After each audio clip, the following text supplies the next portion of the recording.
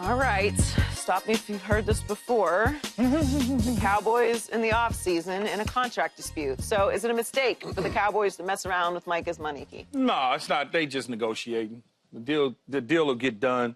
And remember this, they're used to this. Every single year or every time there's a contract that comes up. Every single time. It becomes a little mind-boggling to us because we say, why pay more? They say, we'll pay more. We just want to wait. Now, I don't know why they're waiting. I have no idea.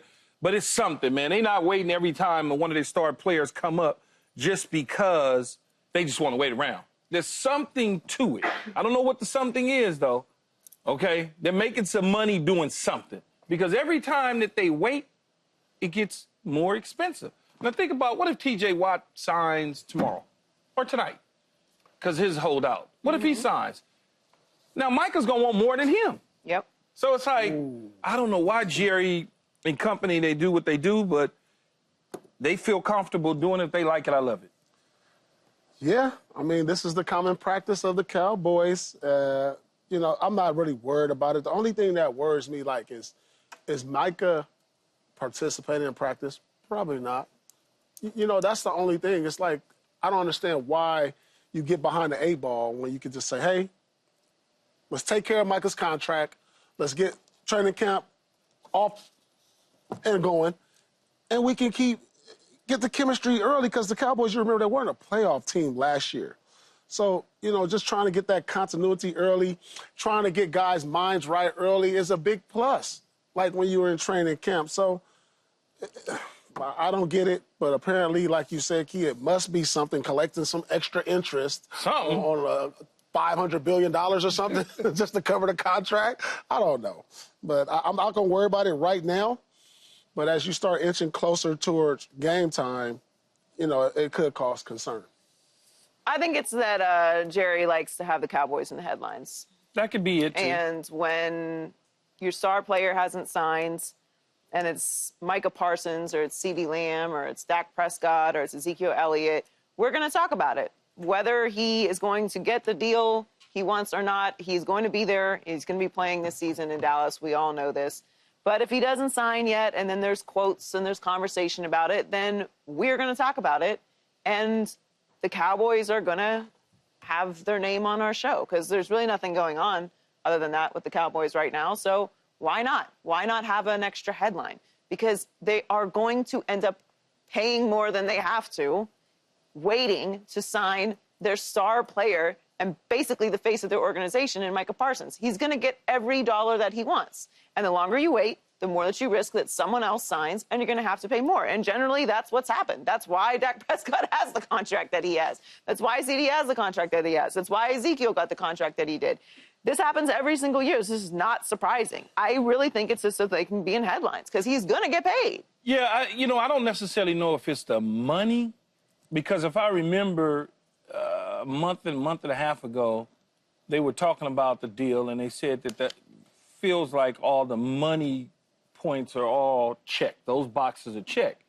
It could just be language in there that is holding the deal up. But even though there's language that's holding the deal up, if somebody like a T.J. Watt gets his deal done, then we're revisiting the money. We're revisiting the money. So I don't know. I don't know why Jerry and company, they do it the way they do it, but they've been successful at being able to sign a lot of the guys in the past. I remember when early on in my career, they went through it with Emmitt Smith, and Emmitt Smith held out 2 games, and the locker room was going crazy, and they wind up giving Emmitt his money, and they went on and won the Super Bowl that year. So I think maybe Jerry may be holding on to some of that still, thinking that he can revisit the past the way it does business.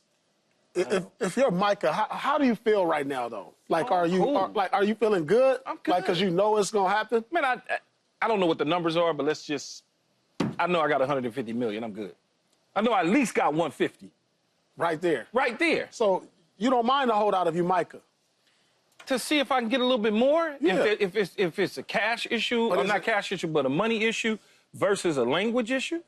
Is there a possibility, though, for, to get franchised in this spot? No. Because then they would have to then rescind the offer, which will make everybody mad. You know, if you rescind the offer and you make everybody mad, then you got a disgruntled player. They already too far down the track right now, Joey, to turn around and do something different. I really honestly think it's probably just the language in the deal. They want X and they want Y. It's just not about football. No, it's not right now. It's always the thing. It's not right now. It's let me see if I can win but this deal. It's always about that, though. Like, yeah.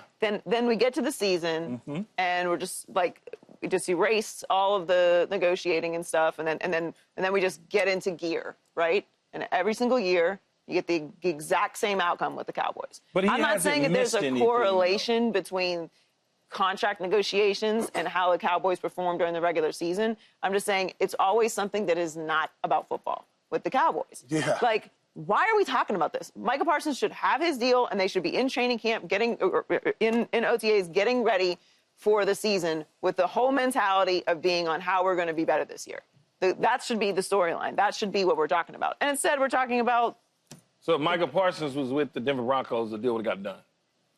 Well, I mean, there's holdouts every single year all over the league. Yeah, but it feels like the deal there's people that have contract negotiations all over the league. But for whatever reason, and it's always the stars with the Cowboys that we're having these conversations. And look, I'd like to think that Jerry has some sort of secret cheat code for why he ends up paying players more than he would have to pay them if he paid them earlier. But, like, there's a lot of billionaires that own teams, like, kind of all of them own teams. So I don't know that there is, like, some code that he has that everybody else doesn't have, particularly when it comes to the star players. So it's just very confusing to me. No, I don't know what it is. I don't know what it is either. From America's team to America's most discussed quarterback, Aaron Rodgers, the newest Steeler, made it through a mandatory minicamp without any major issues and will not have to be back in Pittsburgh for more than a month until training camp starts on July 24th. But former Steelers quarterback Ben Roethlisberger doesn't think Rodgers is long for the Steelers or the NFL, though. Do you agree with Big Ben's guess that this is Rodgers' last season, Key? I do agree, but part of that agreement for me is anything short of the AFC Championship game. It's his last year. It's his last year. If he can get them to the AFC Championship game, then they'll take a look at 2026-27 with him. You have to. You just have to. The Minnesota Vikings did the same thing with Brett Favre. Favre went to the NFC Championship game. The next year he comes back and he played in 13 games. And he wasn't, I think they were 5-8 or something like that. And he got hurt with a shoulder injury. And then that was it for his career. This is sort of the similar path to Aaron Rodgers. If he can get them to the AFC Championship game, they'll revisit it and bring him back. So in other words, no. That's why I said I kind of agree with Ben. You know what you got to start looking at, though? Think about this, Key. And it happens in all sports. When you start bouncing around, think about the last 4 years that you played. Don't look at me. No, I'm just saying. Think about, like, how many teams did you play on in your last 4 years? Last four, I would say last four was three. Right. 3 teams. My last 4 was 3 teams. Yeah. It was the last year of Tampa, right. 2 years of the Cowboys, 1 year of Carolina. Brooklyn, Washington, 2 years. Yeah, but I can still When you start bouncing around, like multiple cities in the last, that's a sign that's the beginning of the year. Time to give it up. Because that means you a rental, and you pretty much on your last leg. And you probably... Damn, you ain't even a rental. You like an Airbnb. No, you are. You really are. But the reason you brought in more for your leadership than your skill based on what it used to be. Yeah. You know what I'm saying? Absolutely. And so I truly believe this is his last year because I don't believe they'll make it to the AFC Championship. I think it's just too top-heavy. He's had a great career and... think about, like, he don't want to keep moving. Like, no, it's over. You don't want to just keep moving. This is last team. This is it. This is the final stop. Team for sure. Last team for sure. This is it. And he's going to be 42 mid-season this year. Yeah. So if he plays another year, he'll turn 43 during the season. It depends on how he goes out, I think, though. I think this is his last year. I think everyone should be treating this like it's his last year. I mean, I obviously don't think that he's going to be anywhere near good enough for this to even be a conversation about him coming back another year. This just feels like a Band-Aid for both the Steelers and for Aaron Rodgers. He didn't want to leave the NFL with the Jets being the last place and how things went down. The Steelers will be a better situation. They have a better defense, a more solid structure, more culture than the Jets had last year.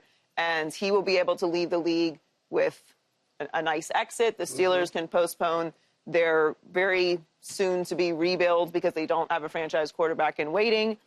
And, you know, it's kind of like we both have something to gain from this situation. I don't think, I'm with you, unless they go to the AFC Championship game or Super Bowl, I don't think he's coming back.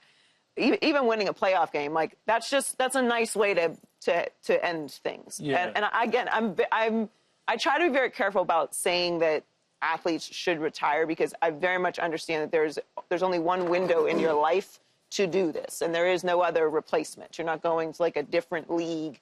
When he's done, he's done. So I am of the opinion that you should get all the juice out of it that you can. Yeah. But at the same time, I don't like watching greats have bad exits from leagues either. I want to have a last final good memory of someone that's contributed so much to the game and to the NFL. So I think it will be his last season. It feels like that way anyway. The last 9 games, though, man, them last 9 games of the – no, I'm not talking about with the Jets. I'm talking about with the Steelers. The last 9 games, yeah, it don't look like – it don't look like – yeah, it don't look good. It don't look good. Man, they got the Ravens twice. They got the Bills. They got the Dolphins. They got Detroit. Cincinnati team. I mean, that's just – it's going to get ugly if – ooh, man, I feel bad for them. No. Detroit. Yeah, they got Detroit in there. December 21st, they play Detroit. Yeah, at Detroit. I'm trying to figure out where Key looking at. What schedule you looking at, Key? Maybe I got, this is the old schedule I got, I guess. Okay, I got the old, see, they put the 2024 schedule. They faked you out. Yeah, they faked you out. So I was like, I'm looking at it, too. That's what happens when your guy Mo. You see these conditions? This is the 2024 schedule. Oh, my goodness. I'm looking. You enjoy, y'all looking at me like I got frogs on my face. I'm like, I got the... I got a bad schedule. Some glasses. Subscribe here to get the latest from Speak and go watch a few segments from our other shows on FS1.